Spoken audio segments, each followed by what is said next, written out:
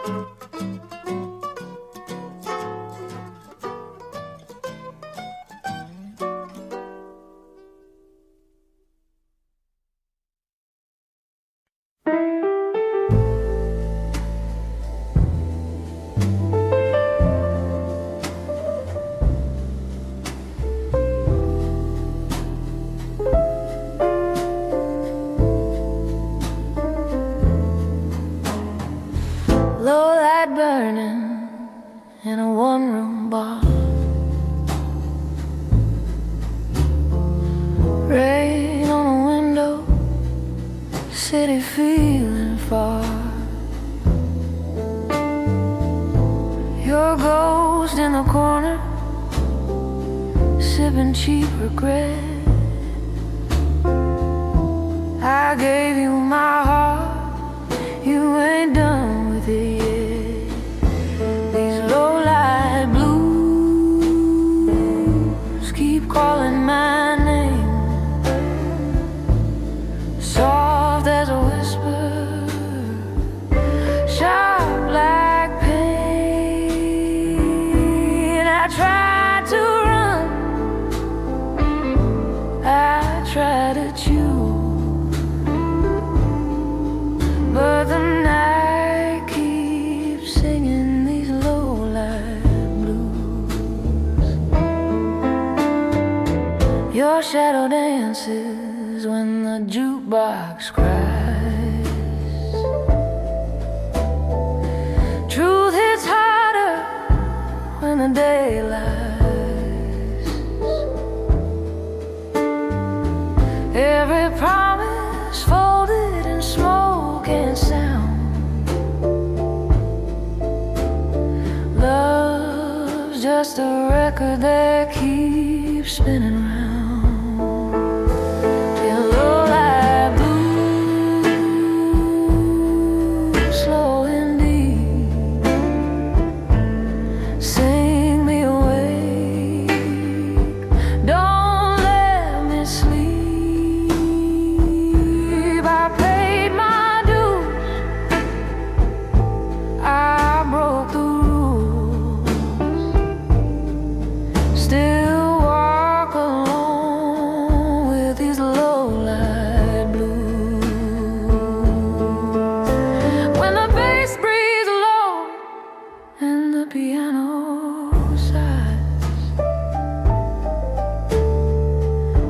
I feel my strength between the lines. A woman learns how pain can move, turning lonely nights into rhythm and truth. Oh, low-light blues, hear me through. I lost my fear when I lost you. From cracked red lips to worn-out shoes, I found my voice in these low-light blues.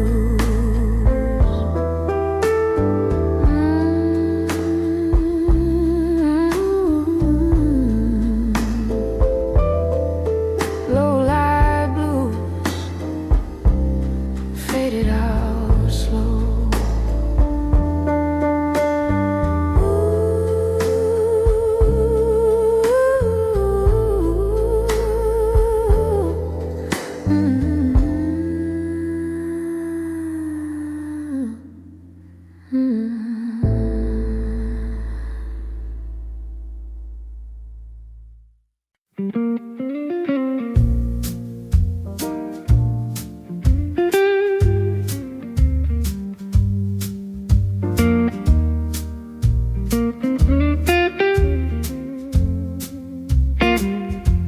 Midnight's falling, shadows on my skin. That old jukebox crying, let the trouble in. Your name tastes bitter, like cheap red wine. I gave you my heart, you wasted my time. I got those midnight woman blues, high heels worn, but I still choose to walk alone through neon lights with a broken heart and hungry eyes.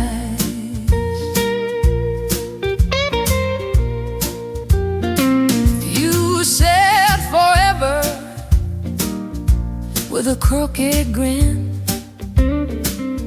but your love was trouble wrapped in sin. I learned my lesson in a smoke-filled room. Some men promise roses, then bring the gloom. Yeah, these midnight woman blues, a slow burn soul, nothing to lose. If loving hurts, I'll pay the dues, still standing tall with these blues.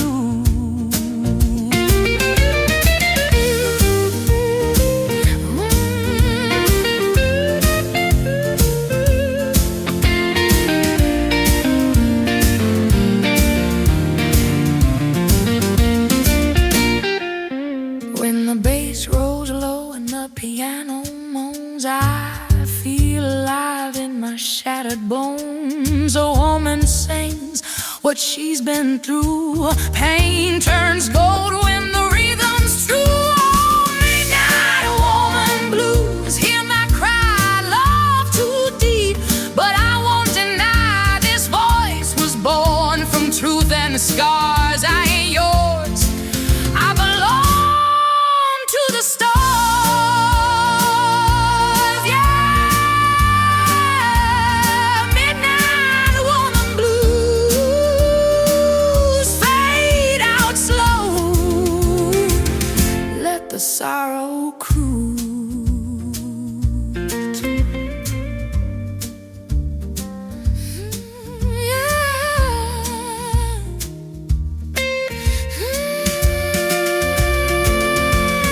Midnight woman blues.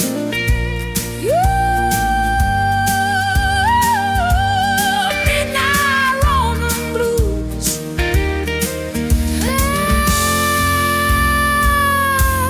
Midnight woman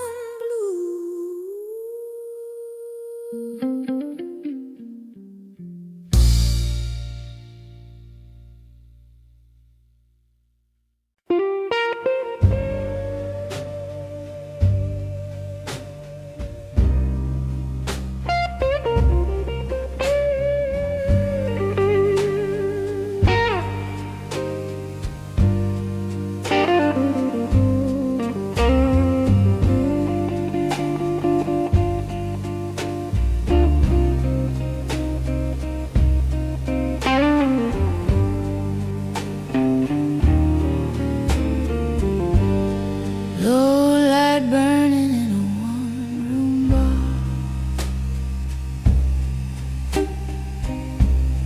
Rain on the window, city feeling far.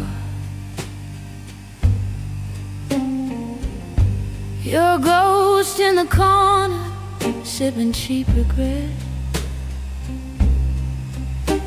I gave you my heart, you ain't done with it yet.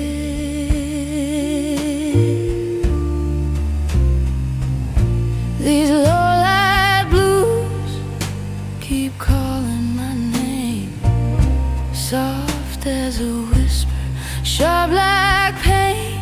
I try to run, I try to choose, but the night keeps singing these low-light blues. Your shadow dances when the jukebox cries. Truth is harder when the daylight lies. Every promise folded in smoke and sound. Love's just a record that keeps spinning round. Yeah, low-light blues, slow and deep, sing me awake, don't let me sleep. I paid my dues, I broke the rules, still walk alone with these low-light blues.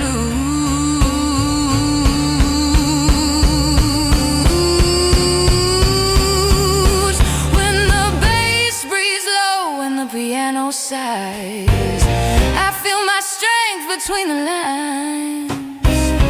A woman learns how pain can move, turning lonely nights into rhythm and truth. Follow life blues, hear me through. I lost my fear when I lost you. From cracked red lips to worn out shoes, I found my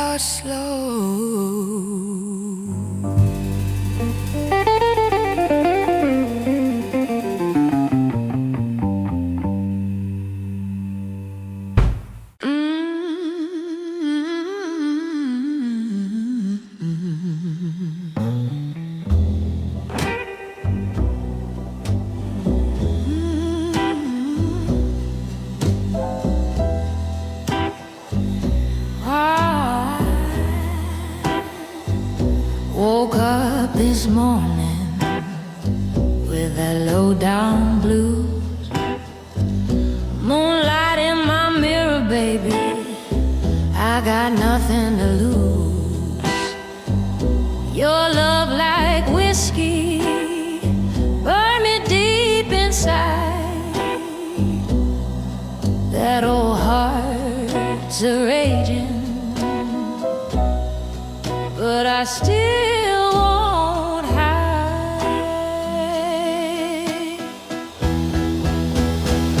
Oh, I'm bad girl blues, can't tie me down. Strutting these streets like I own this town.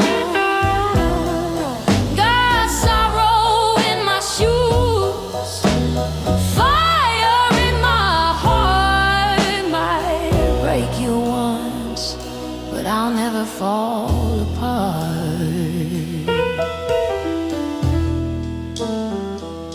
Your sweet talking lies, honey, don't mean a thing. I've danced with trouble, I've heard the angels sing. My soul like smoke drifting through that barroom light. I ain't your savior, I'm the queen of the night. When the horn blows low and the bass starts swinging, I find my rhythm, I keep on singing. Your shadow on my heels won't slow me down. I'm the blues that haunt this whole damn town. Yeah, I'm bad girl blues through every fight, standing tall in shadows of neon light. Oh, heartbreak's a teacher of pain and pride. When you lose yourself, that's when you really shine.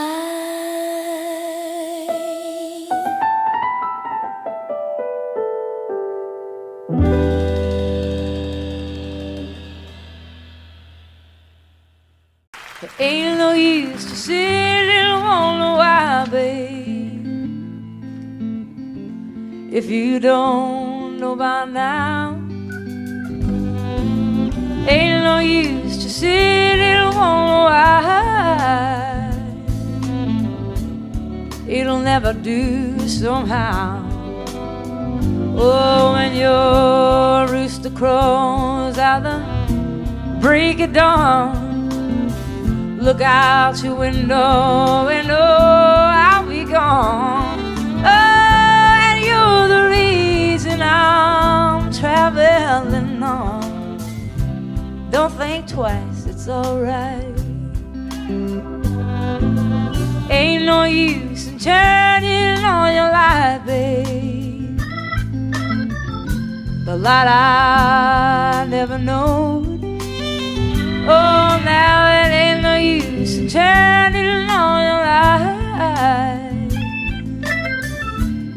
I'm on the dark side of the road.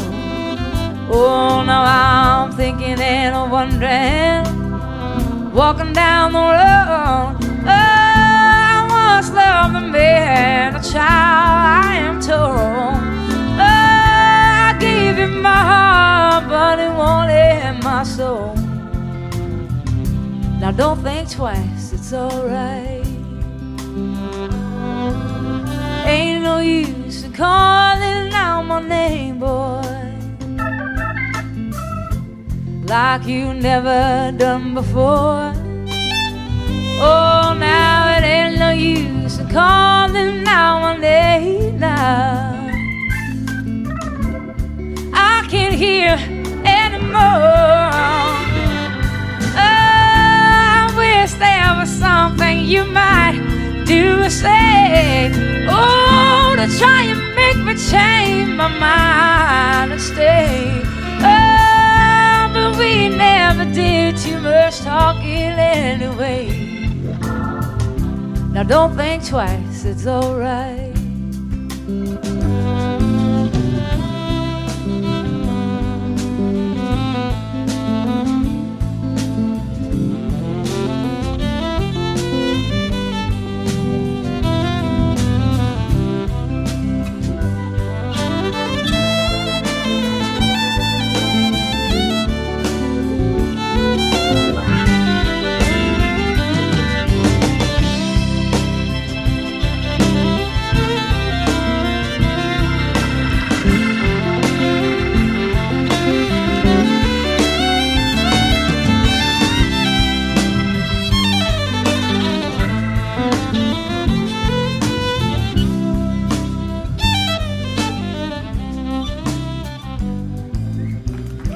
So long, honey, baby.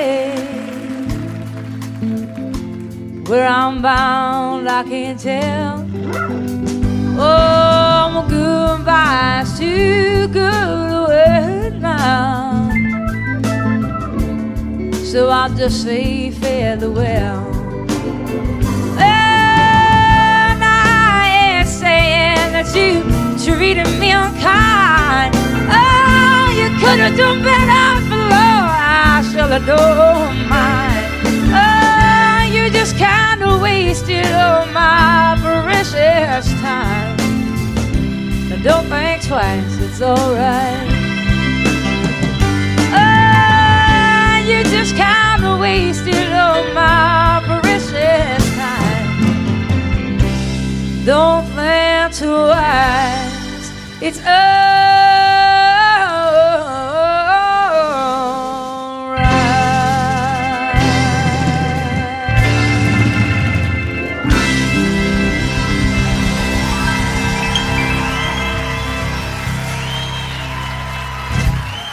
Thank you.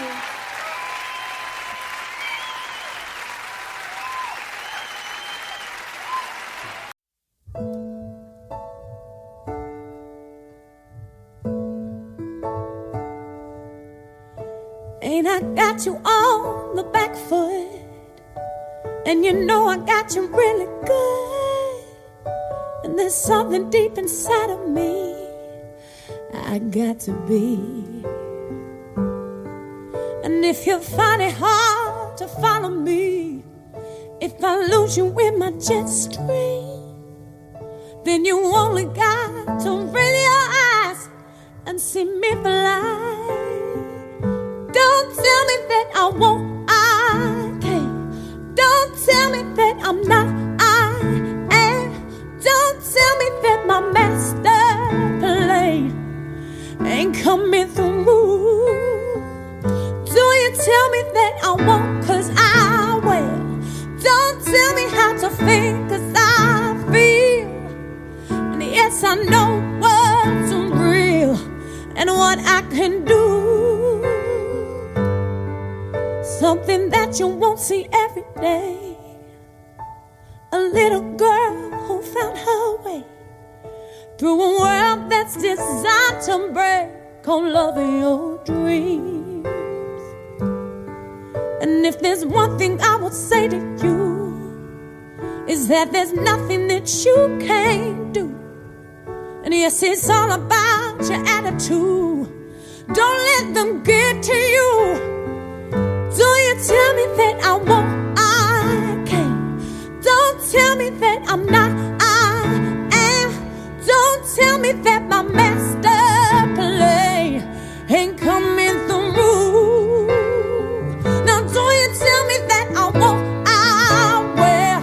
Don't tell me how to think, 'cause I feel. And yes, I know what's real and what I can do. Ooh, yeah. Ooh, hey. Oh, don't you tell me nothing, no.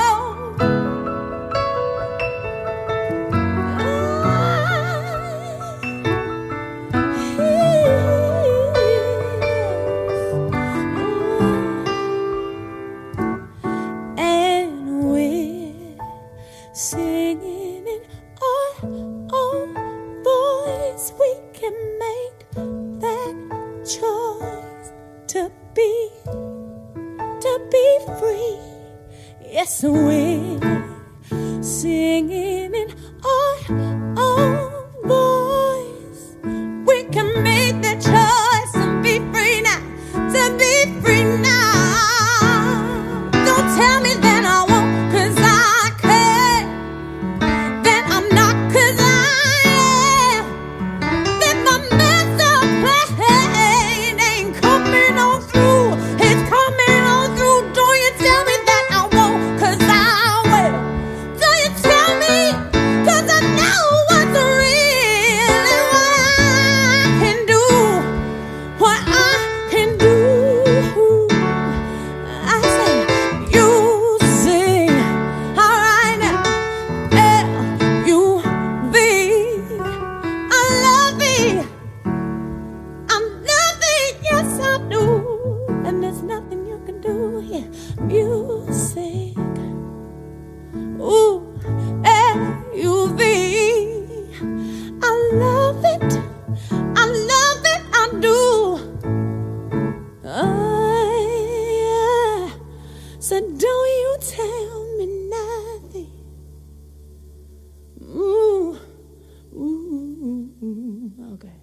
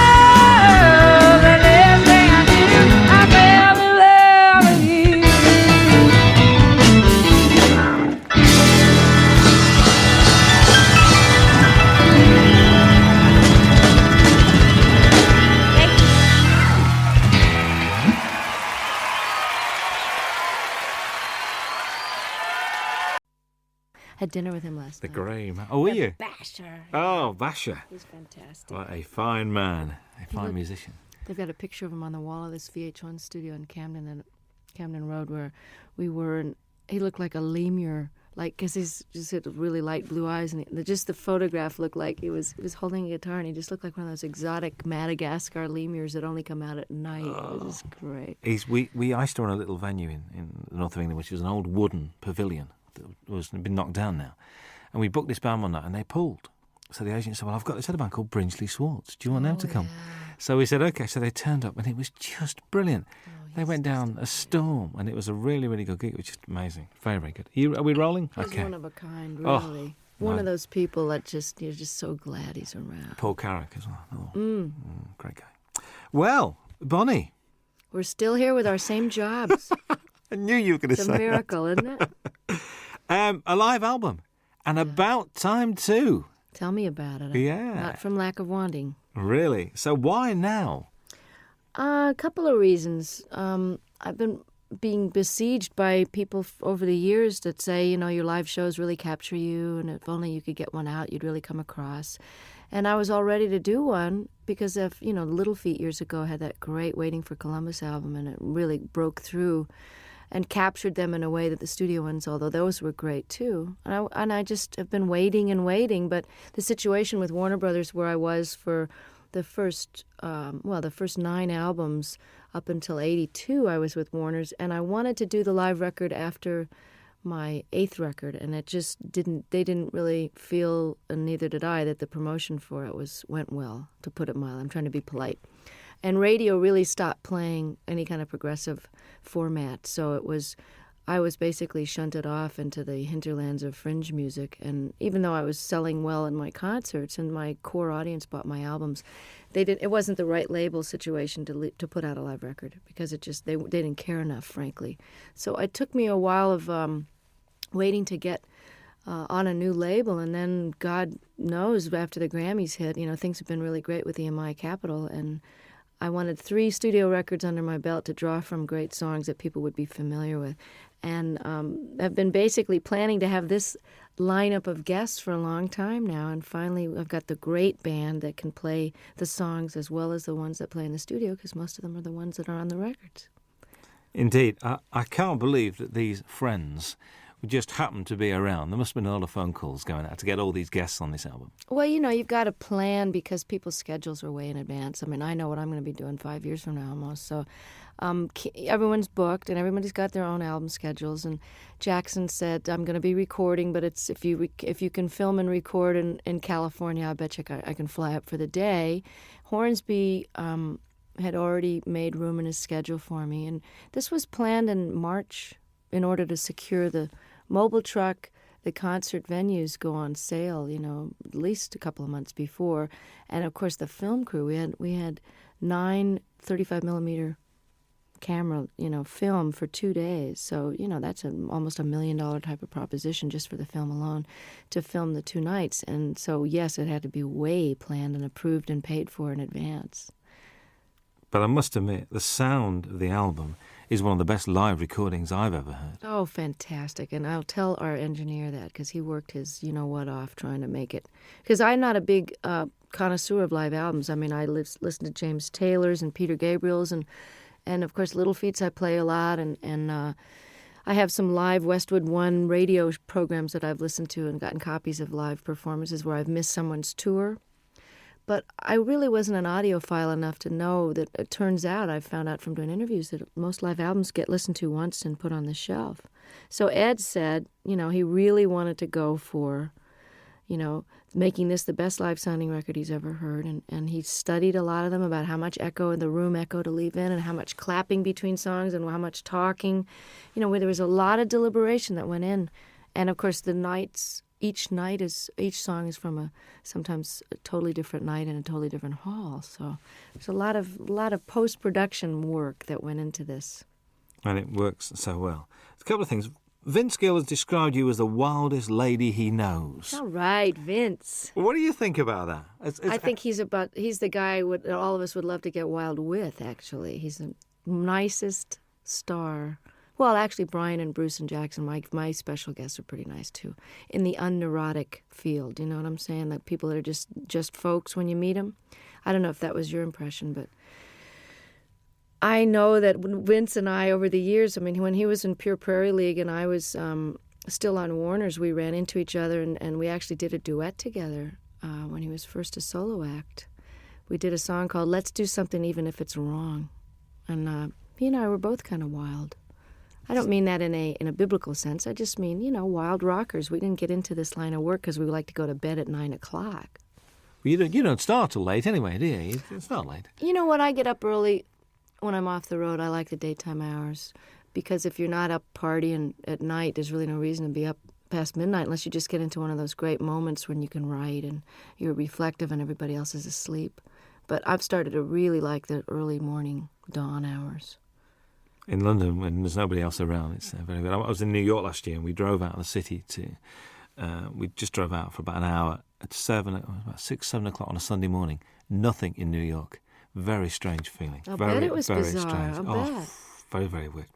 Do you think your marriage has given you a different outlook on life? Have you calmed down or not? Or do Michael and you have a sort of a thing, I don't think marriage has much to do with the calming down. I think just getting older, from your 20s to your 30s, there's a certain calming down, and I don't know about your life, but most of the rockers I know, and by rockers I mean not such as a musical categorization as in party as much as you want and can get away with kind of a thing. Like I would never jeopardize my job or walk around stumbling, and I never was one of those kind of visibly out of it kind of a person where people would comment on it. It was more like a private thing after the show, but lifestyle changes in your 30s are necessary if you want to keep your wits, your memory, your looks, and your health, not to mention the most important, which is your music.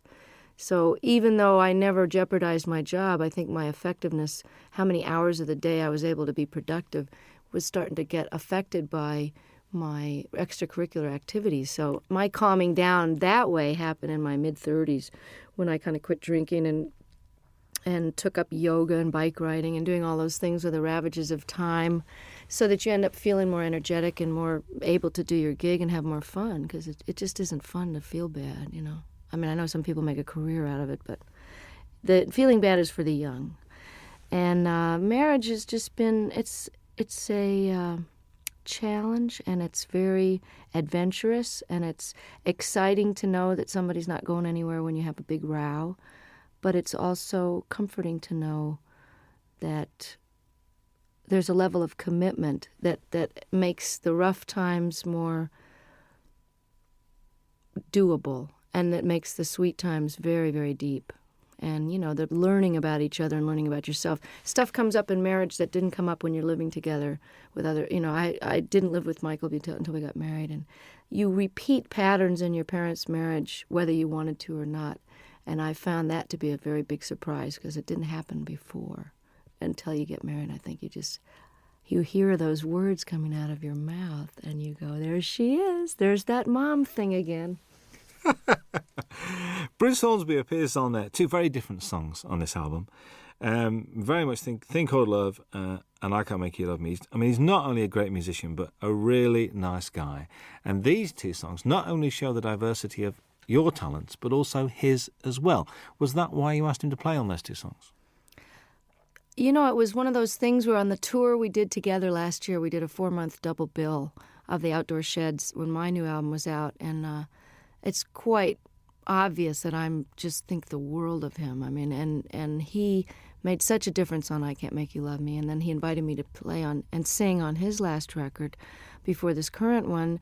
Then we did the tour together, and as an encore, he came out and played the accordion, and he's a great practical joker, so it was a way to keep him off the monitor man's back, where he would probably have given me nothing but hi-hat and the monitors and messed with my sound on stage. So I kept him out of trouble by having him on stage, and, he's my favorite singer and writer, I think.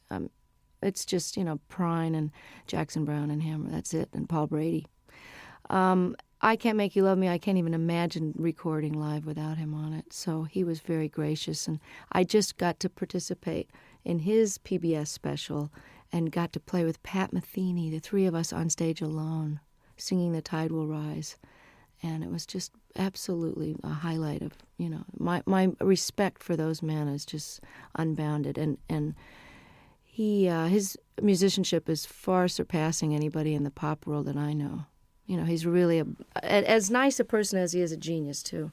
Whenever I bump into him, it's like, and it's like he sits down and he talks and he takes time. Mm-hmm. It's never, so I've got to rush now. He's just one of those guys. And I thought his current album is very, very good. I do too. And, he's really a jewel, and such a normal guy, just like Don was. And it's interesting because I've gotten to know Brian the last few days more because we've been hanging out at the Top of the Pops. And he also is totally without any kind of ego attitude, and he's not neurotic and paranoid or any of those stuck-up things that people get when they get to be a big shot. And I'm so lucky to have these guys as models because they've been famous longer than me. Hornsby came out of the box with big hits, and he's just nonplussed, totally regular guy. That's why you get on so well, because you're the same. You've got the same attitude, and that's why, and it shows.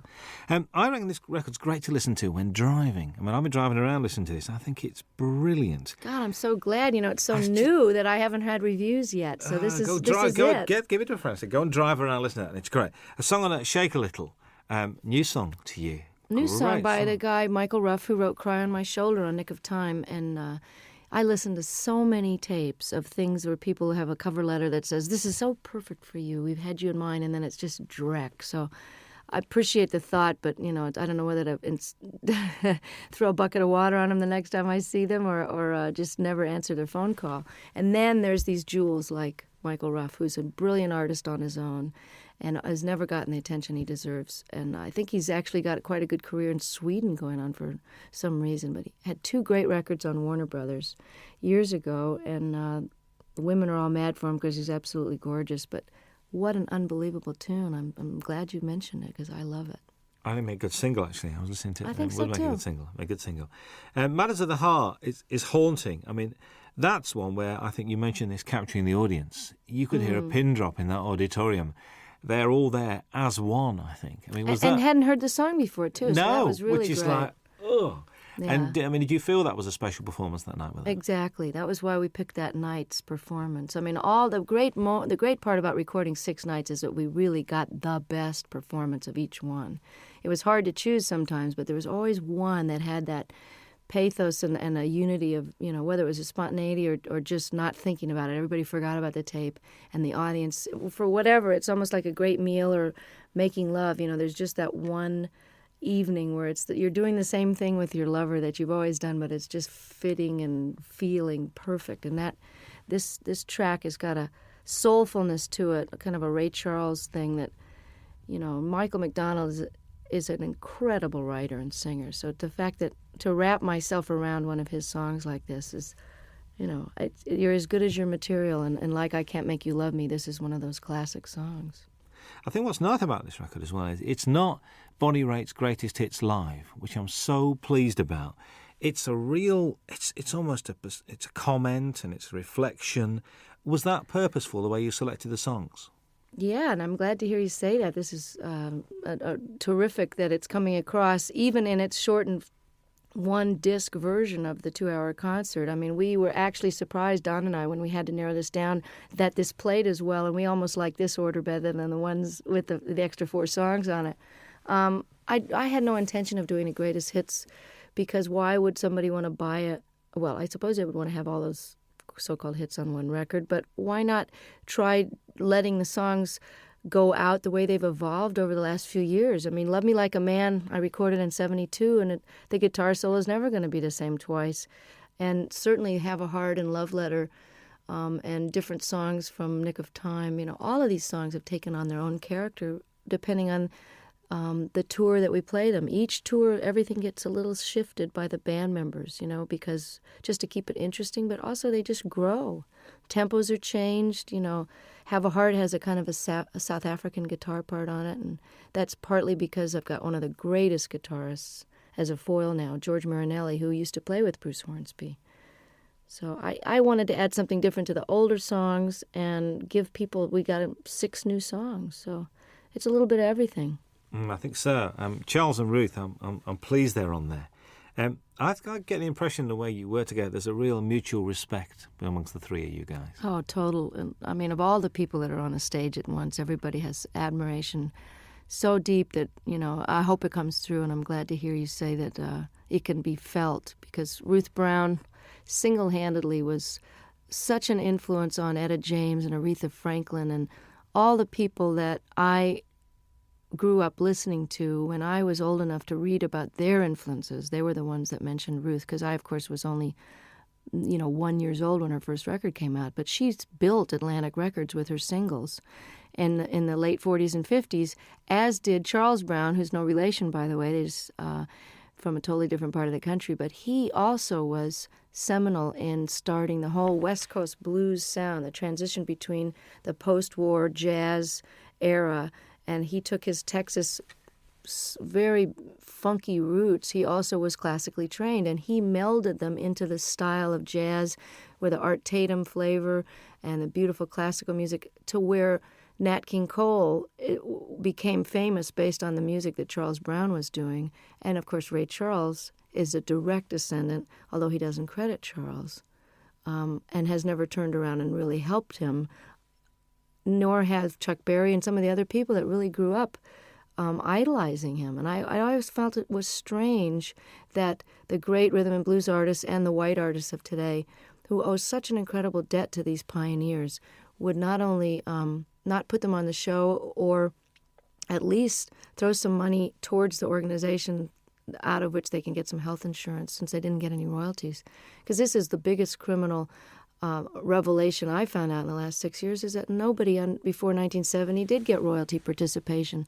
And we've just now gotten to the fourth large company to only now, 6 years after the organization was founded, to agree to pay a 10% royalty starting today, for example, as opposed to 30 or 40 years of lost royalties and 10 years of CD sales with no money coming, no health insurance. Every other industry has health insurance and takes care of their own, except ours. So this is a call out to the other artists that are listening and fans to make sure you support the reissues that are paying royalties, and don't buy the bootlegs, and don't sell the records direct. Send the money directly to the artist, believe me, before you rip them off for the third time. Absolutely. That's the Rhythm and Blues Foundation as well we're talking about. Yeah. Good to see blues on this. A fine tribute to Mississippi Frag McDowell. And I remember one night in the middle of winter going to Lancaster University, which is like in the middle of nowhere, because a friend of mine rang me up and said, "We've got to go and see this guy playing." I said, "What's it?" He said, "Mississippi Frag McDowell." I said, "OK, we'll go." Went along, there was 8 people there. But the guy putting it on loved him, and it was obvious. The guy running the gig said, "Look, I spent my money on this, and just come and enjoy yourself." Isn't that the greatest? Because Fred, I'm telling you, was the most exuberant bluesman. They always say, oh, they're so full of pain and grief. I mean, Fred loved to play more than anybody I ever saw, and they're just re-releasing I Do Not Play No Rock and Roll, one of the greatest double albums, and I think it was recorded here in London. I'm not sure if that was the one, or maybe there was just that in concert where he's wearing this Mexican poncho over a bright yellow sharkskin suit with a bolo, string tie, just unbelievable getup, and loved the girls used to just flock around him, these little white American and English girls just bat their eyes at him, and he loved it so much. Just like John Lee Hooker is just rolling around enjoying his success now, Fred was like that, and one of the greatest Delta bluesmen that ever lived. I mean, you say on there, you think these songs get better with age. Do you think your work gets better with age?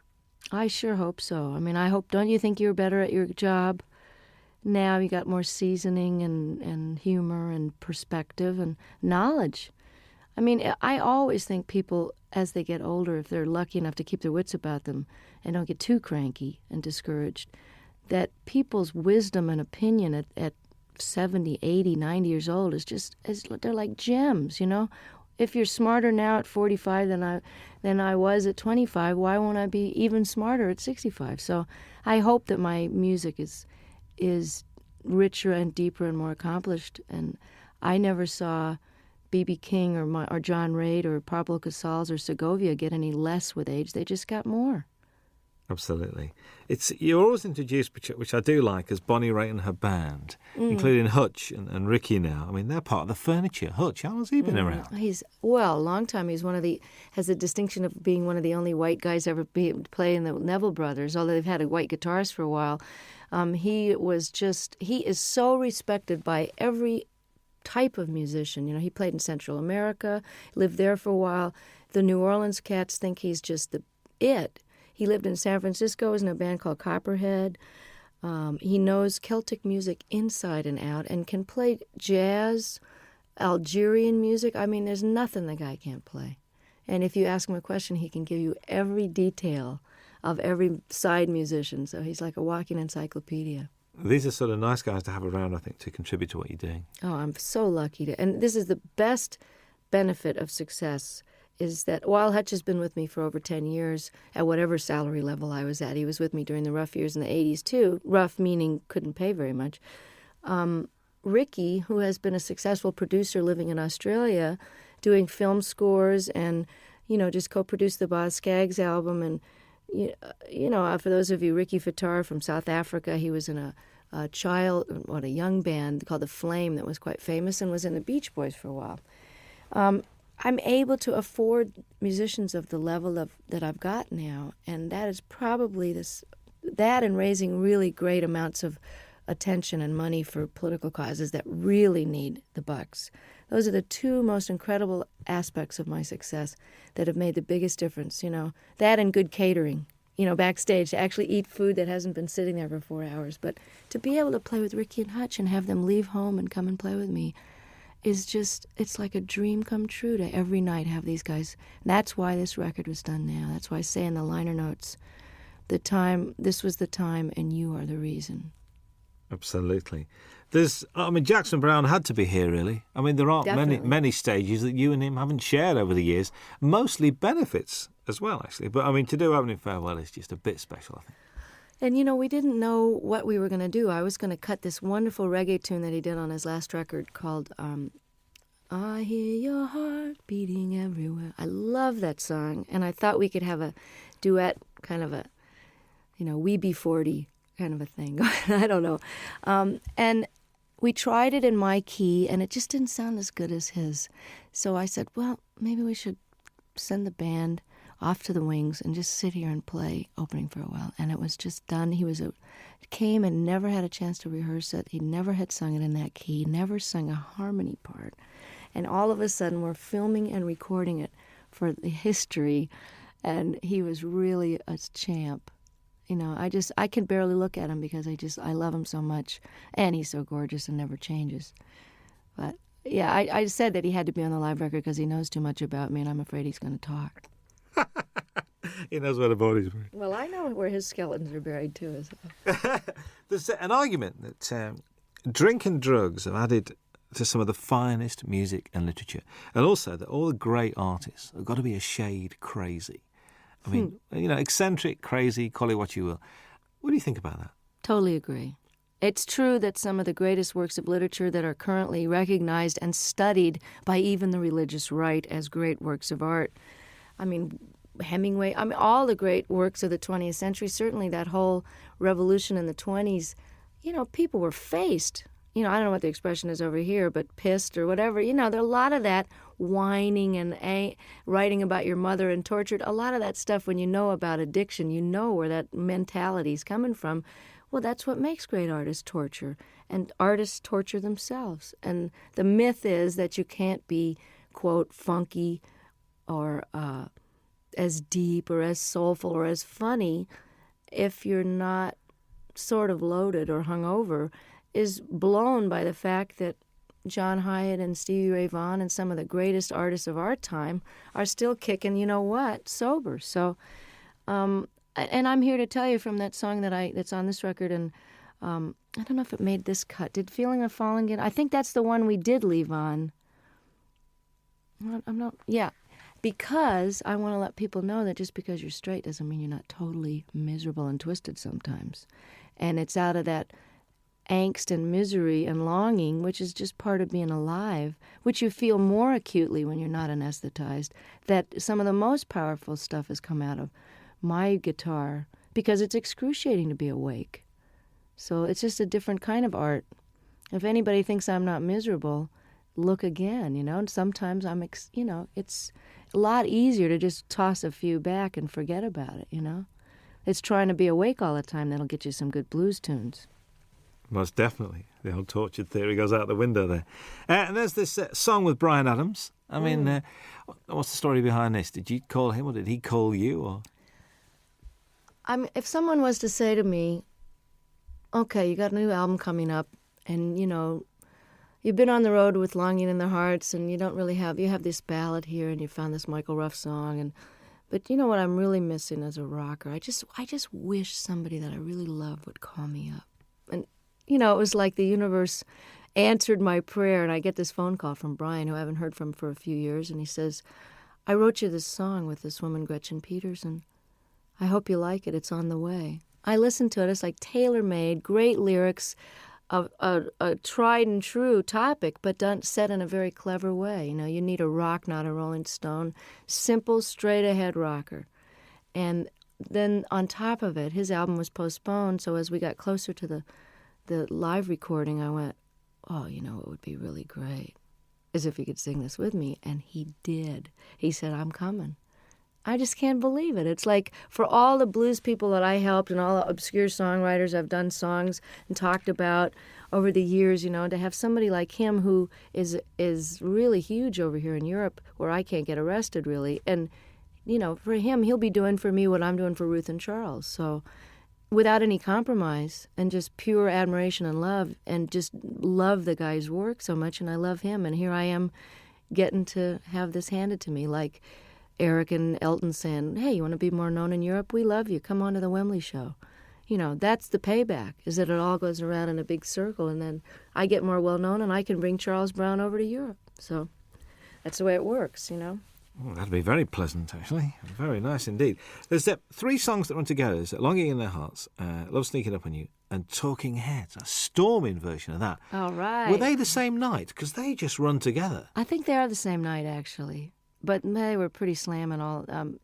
Sometimes we do Come to Me in the Middle, which we didn't have room for on the record. But again, you can get it on import probably. I always thought of doing Burning Down the House since I first got the idea. I've always wanted to cut the song, but I had no idea whether we would do it on this record or whatever. I didn't know if it would make the record. It was just one of those sound check into the last encore of the night. And, by the time you're at the encore point, your fans are so nuts. You can basically play Rachmaninoff's symphonies and get away with it with a reggae beat. But I love Talking Heads. I love this song. Always heard it with slide guitar. And it's very similar in the clavinet part to Love Sneaking Up on You. So I had them as a segue, like half of Burning Down the House into Love Sneaking Up on You. And about 3 gigs into the tour, all the reviews were mentioning, and the audience was jumping up and standing. They were mentioning Burning Down the House. So Don suggested, he said, hey, why don't you just finish the song and flip the order and stick it on there and we'll put it on the record. And I said, no, nobody's going to go for that. And hey, I like it. Listen, it works really, really well. Kim Wilson guests on the album as well. When the Fabulous Thunderbirds are one of the best kept secrets in Europe, like yourself. Well, that's why I plan to change it. I mean, I'm really glad that by doing a record with Delbert on Luck of the Draw, that 5 million people have that album and now know who Delbert McClinton are, as if anybody's been asleep in a closet and doesn't know. The other great white singer of rhythm and blues is Kim Wilson, and one of the greatest living harmonica players. And Kim and I have been talking about doing this song and performing it together for years, since they first wrote it on a record tastefully entitled Butt Rockin', which I'd love to hear him explain that to his folks. Oh, son, what's the name of your new album? Well, Mom, we decided to call it, So if I can get Kim more exposure in parts in the, for the moment that I'm in the sun here, and just let people know how brilliant this guy is, I'll be able to die happy, because he is just incredible. You know what? Listening to this record, I do have a problem, because I'm not now going to be able to say to people, you mean you don't know who Bonnie Raitt is? This is causing me a bit of disturbance here, because it looks like the single's going to work, and if the album works, you've knackered a lot of the things that you know, I had Bonnie Raitt is, and they go, who's that lady who sang that song. See, I'm enjoying coming over here and still being a cult artist, and that, now I'm getting all letters from the people in the States going, you were mine for 20 years, and now I really resent the fact that everybody knows who you are and they're playing you in the supermarkets. But I wrote the guy back, I said, hey, 20 years in small theaters, can't you cut me some slack? I get to have Ricky Fataar in the band and Hutch. Let me have a moment in the sun here. And while these rhythm and blues artists are still around, and while Kim deserves to be heard, let me show the rest of America about these guys. And I feel the same way about Europe. But if I'm a cult artist over here for a while longer, it would just be very nostalgic for me. I think so. It was a joy last time to walk into the Palace Theatre in Manchester and see it sold out. Wasn't that exciting? Joy. I'm inching my way to notoriety over here. And, I'm really thrilled that this record, that you think it's great, because I'm so proud of it. I mean, it took me a long time to get these songs together, and I took a lot of care in the mixing of it and the choosing of them. And I think if you're coming into me new, that you'll be able to get a good glimpse of what it was like before and some of the blues stuff. And, I don't think anybody should be determined by their latest single. So, I'm not a singles artist. So if you've never heard of me and you hear the Bryan Adams track and you like it, check out the rest of it, because there's a lot of good people on there that deserve to be heard while they're still able to play. I think so. I think how anyone cannot be moved by Jackson Browne's version of Stay, I will never know. And I just sang on his new record. It's just fantastic. Oh, there's a bit of to and froing, because you're on John Hyatt's record as well. Yeah, I know. Well, that's how it works. We all love each other, and, I'm so thrilled that they want me to come and play and sing on their record. There's a great band out in New Orleans called the Subdudes, and I'm on their new record, and it's a fantastic record. Support act on the tour, actually. Oh, it'd be. That's right. If you got there early, That's right. They were over here in England. It's true. That's right with you. How's the songwriting going? I mean, we've been progressing. We've had like 3, 4. We're getting there. I'm inching up there in the quantity. But one of the reasons I'm taking a hiatus is because I haven't stopped working either on the Rhythm and Blues Foundation or the different benefits that I've done and organized. My own touring schedule, making up for all these years I didn't tour outside the United States. I haven't had any time to write, so it's time to go live a little bit so I've got something to write about. Because honestly, writing about the catering in my room in the hotel is not going to make it for a topic. And getting any more personal than I did on the last record would be a challenge, because I'm just going to have to figure out and take a break so that it's done from inspiration and not out of obligation. Mm. So does this mean that, I know because you're not a winter person, so come sort of spring, are you going to be treading these shores? I'm hoping to have the first break from touring in 25 years after this live record. I was doing this now, and I did a record with my dad, and it's out on Angel Records with a 42-piece orchestra. We did 3 songs together. It was just great fun. And I feel like I've done my bit with Charles and Ruth and Kim and done my major opus here, and it's time to take some time for me, because if you don't fill up and take some time off, there really isn't anything else to say. And I honestly don't think I'm going to be touring this next year unless for some ungodly reason, or perhaps truly godly reason, this record with Bryan and this record takes off in Europe, and then I'll be a brand new artist and come over and show people where it's really at. A brand new artist again? Yeah. Again. Well, I'm an overnight success, Robin, that. There's a description that I read. I'd like your comments on, really. After years of singing about broken hearts, faithless lovers and no good men, Bonnie Raitt entered the 90s at the peak of her already lengthy and impressive career. Has the 90s been good to you, do you think? Oh, yeah, definitely. I don't think you could argue with the kind of Cinderella story that happened to me when I just a lot of changes were made personally before the Grammys happened. But I think in your 40s, while as I was mentioning before, it's a little harder to be older and awake, it's also easier and more fun to be wiser. Does that make sense? It's easier because I know how to do things better, and I know how to handle stuff. I can handle my success. I can handle disappointments. I don't mind getting angry. I know that it's not going to last for 5 days. I'm just getting angry.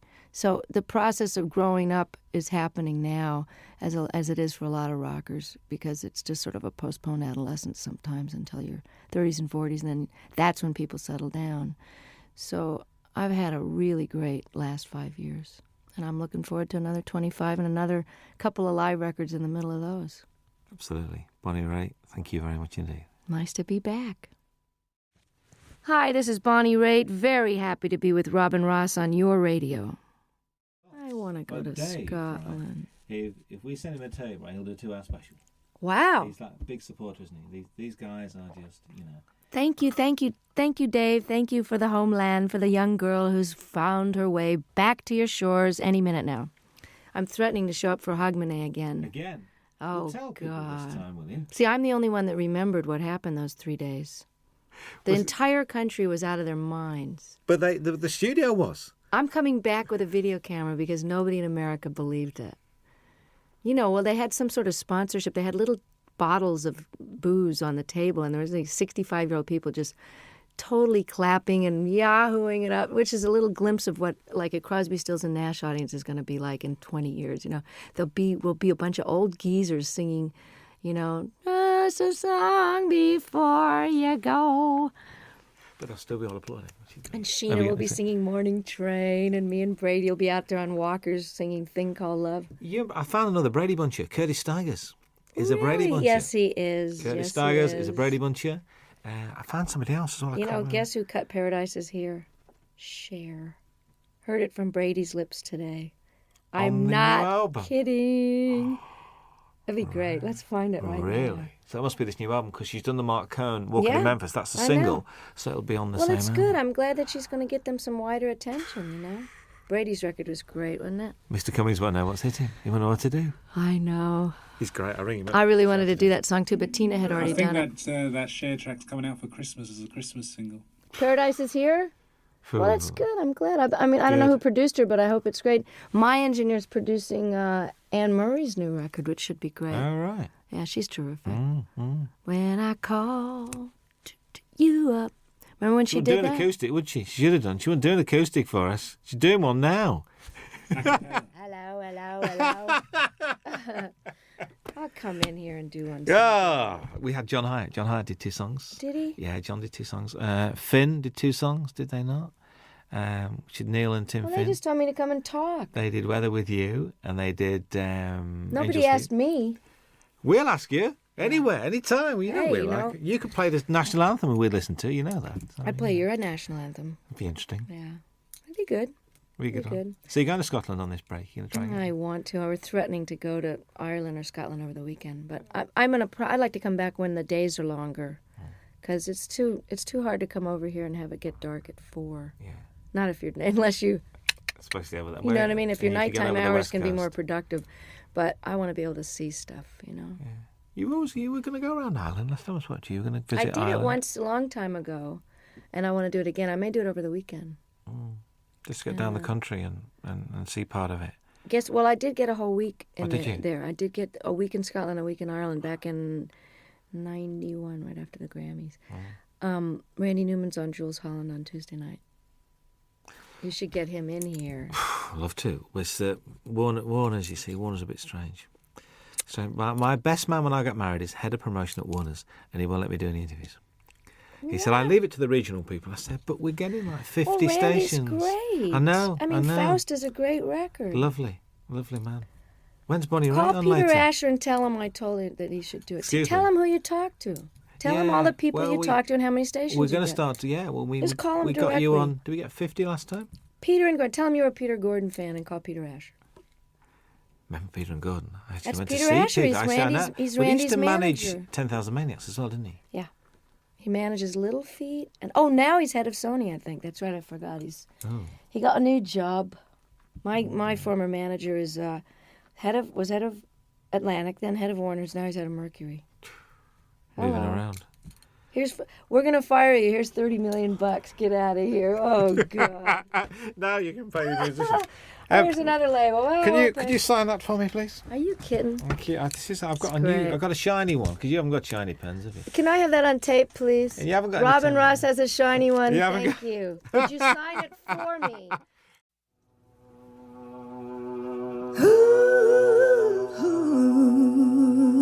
Yeah.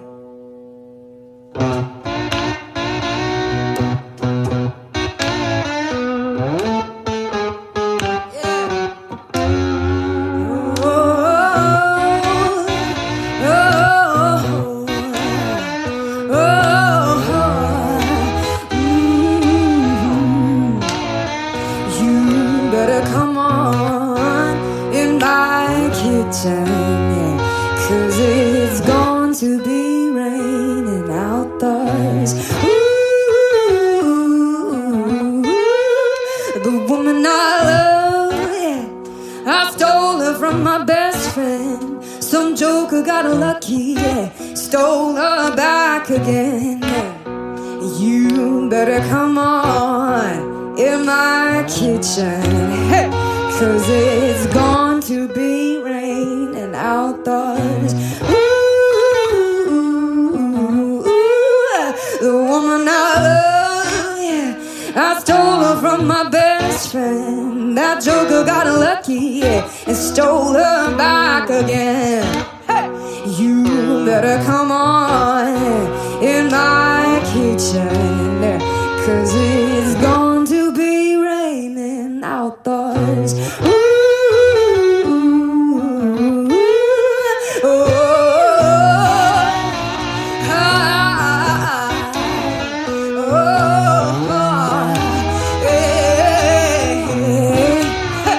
you better come on in my kitchen, 'cause it's going to be raining outdoors. Ooh.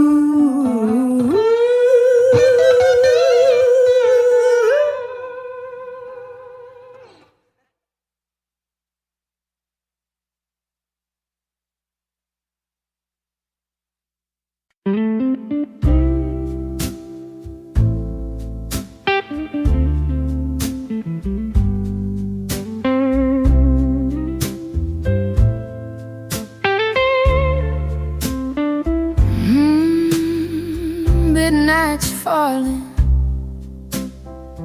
shadows on my skin. That old jukebox crying, let the trouble in. Your name tastes bitter, like cheap red wine. I gave you my heart, you wasted my time. I got those midnight woman blues. High heels are warm, but I still choose to walk alone through neon lights with a broken heart and hungry eyes. You said forever with a crooked grin, but your love was trouble wrapped in sin. I learned my lesson in a smoke-filled room. Some men promise roses, then bring the gloom. Yeah, these midnight woman blues, a slow burn soul, nothing to lose. If loving hurts, I'll pay your dues. Still standing tall with these blues.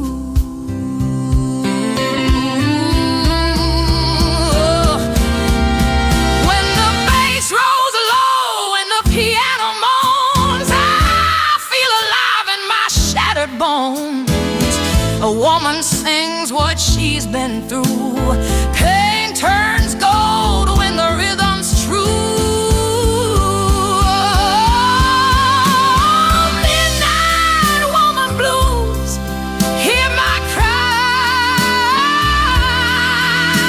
Love too deep, but I won't deny. This voice was born from truth and stars. I ain't yours, I belong to the stars. Yeah, midnight woman blue, fade out slow. Let the sorrow cruise. 'Cause up this morning with that low down blues. Moonlight in my mirror, baby, I got nothing to lose. Your love, like a whiskey, burn me deep inside. That old heart's a raging, but I still won't hide. Oh, I'm bad girl blues, can't tie me down, strutting these streets like I own this town. Got sorrow in my shoes, fire in my heart. Might break you once, but I'll never fall apart.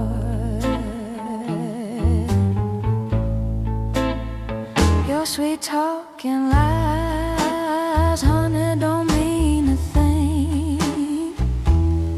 I've danced with trouble, I've heard the angels sing. My soul like smoke drifting through that barroom light.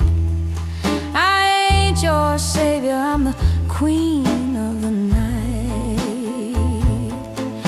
When the horn blows low and the bass starts swinging,